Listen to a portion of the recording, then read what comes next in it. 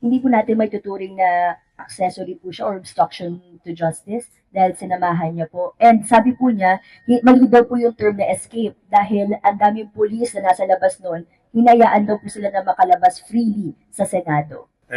Whatever term po na gusto nilang banggitin doon, we will be submitting our findings with the Department of Justice. Ang obstruction of justice kasi ma'am is a law. Di ba?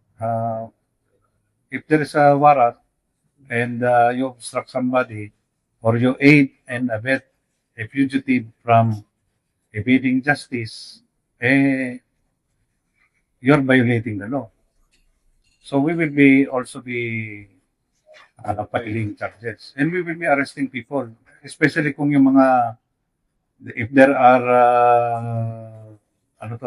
resorts, houses, or subdivision, guards who will prevent us from implementing this warrant of arrest, we will be arresting them for obstruction of justice.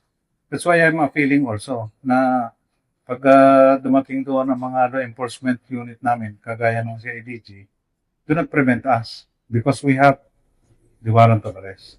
And since si Senator Padilla po yung last po na nakasama, consider na po ba siyang person of interest?